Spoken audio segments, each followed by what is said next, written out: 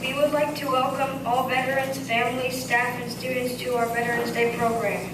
We are here to honor those men and women who have died for our country, those who have survived, and those presently serving in the military. Sit back and join us as we take a step back into time.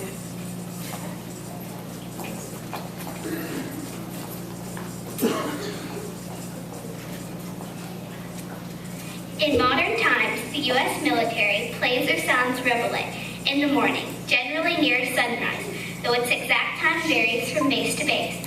On U.S. Army posts, the national flag is raised while Reveille is played. On board U.S. Navy, Marine Corps, and Coastal Guard faculties, the flag is generally raised at 0800 hours while the national anthem or the bugle call "To the Colors" is played. On some military bases, the Reveille is accompanied by a cannon shot. If Reveille is played or sounded, all uniformed personnel are required to come to attention and present a salute, either to the flag or in the direction of the music if the flag is not visible. Personnel armed with rifles at the time Reveille is sounded are required to give a rifle salute. Would everyone please stand for Reveille?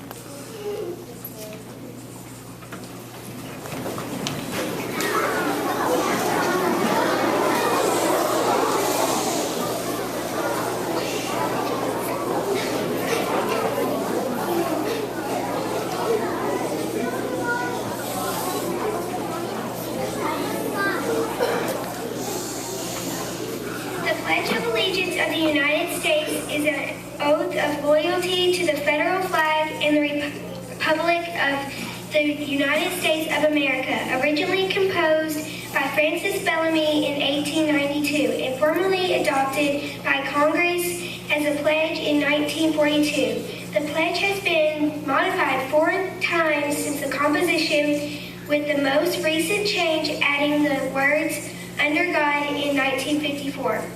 Would everyone please stand for the Pledge of Allegiance?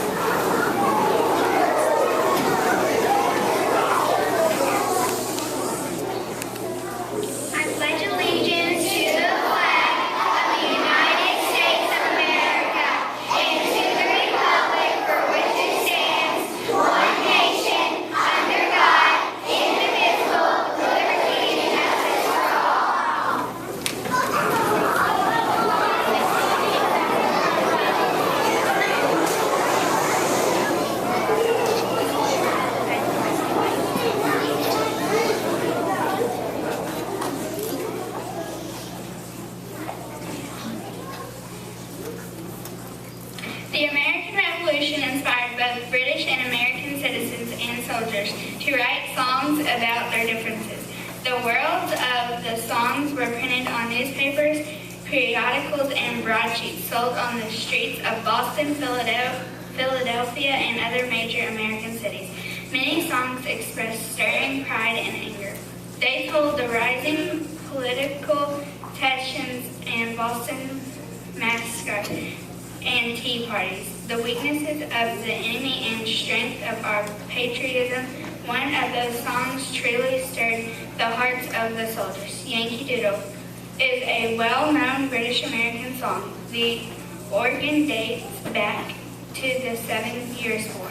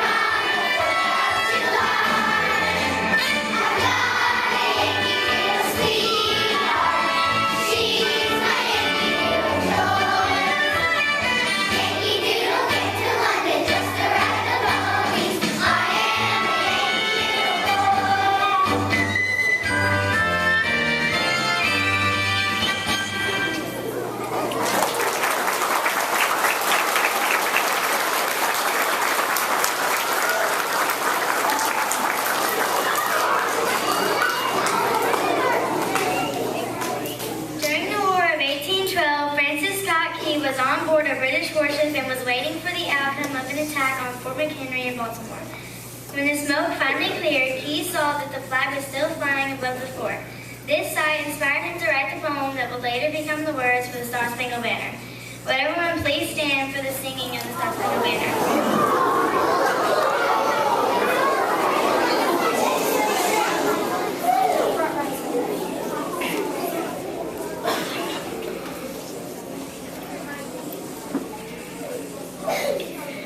Oh, say, can you see by the dawn's early light what so proudly we hailed at the twilight's last gleaming, whose broad stripes and bright stars through the perilous o'er the ramparts we watch were so gallantly streaming, and the rocket's red glare, the bombs bursting in air, gave proof through the night that our flag was still there. Oh, say does that star-spangled banner yet wave for the land of the free and the home of the brave?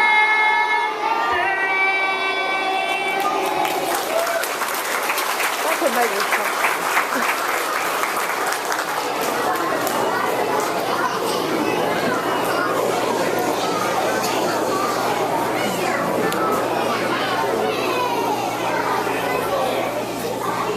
Reportedly, it all began in 1862 during the Civil War when Union Army Captain Robert Abercrombie was with his men near Harrison's Landing, Virginia. The Confederate Army was on the other side of the narrow strip of land.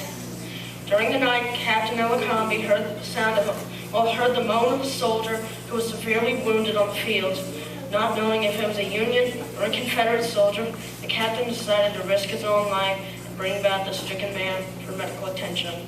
Crawling on his stomach through the gunfire, the captain reached a stricken soldier and began pulling him back towards the encampment. When the captain finally reached his own lines, he discovered it was actually a Confederate soldier. The soldier was dead. The captain lit a lantern and suddenly caught his breath. He was numb with shock. In the dim light, he saw the face of the soldier. The sight was unbearable. It was his own son. The boy had been studying music in the South when the war broke out. Without telling his father, the boy enlisted in the Confederate Army. The following morning, heartbroken, the father asked permission to give his son a full military burial despite his enemy status. His request was only partly granted. The captain had asked if he could have a group of Army band members play a funeral dirge for his son at the funeral. The request was denied since the soldier was a Confederate. But out of respect for the father, they did say they could give him one musician. The captain chose a bugler. He asked the bugler to play a series of musical notes he had found on a piece of paper in the pocket of the dead youth's uniform. This wish was granted. The haunting melody, which we know as taps used in military funerals, was born.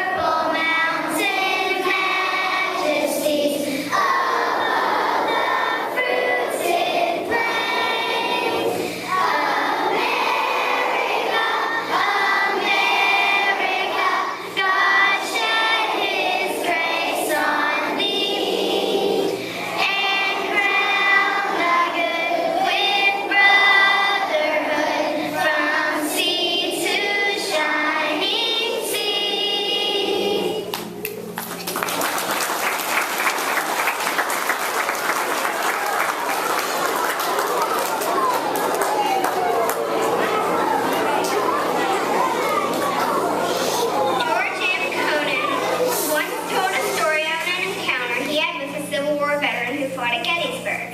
The two men found themselves next to each other, and Cohen noticed the vet held a carefully folded but ragged old flag. The man reportedly then turned to Cohen and said, "She's a grand old rag."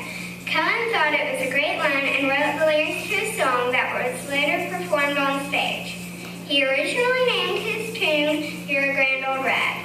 There were so many complaints about it that he changed the words, and now his song, "You're a Grand Old Flag," has become a great patriotic song showing respect for our flag.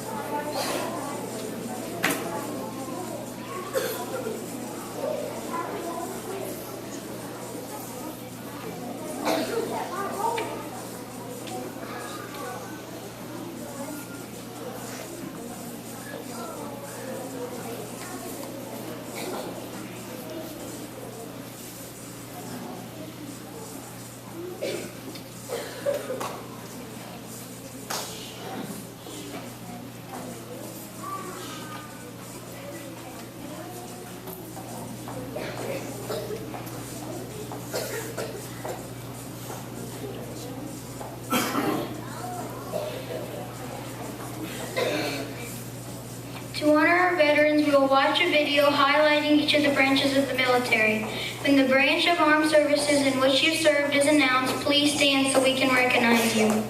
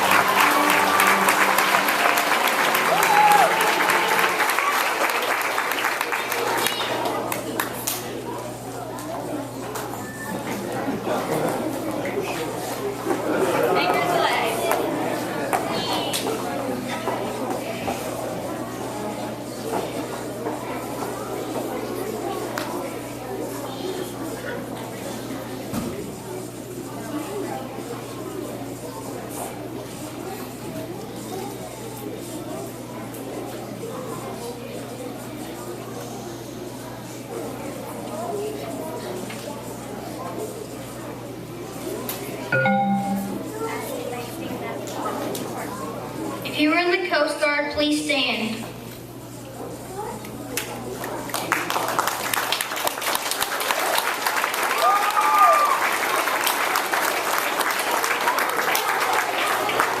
If you were in the Air Force, please stand.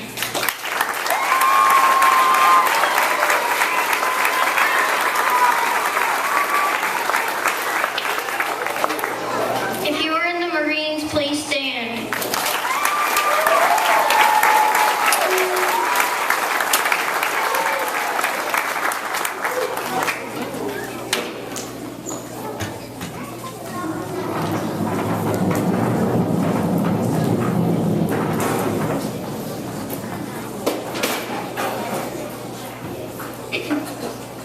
As we continue to remember and thank our veterans on a special day, please remember that it takes all of us to fight, keep our freedoms here in America.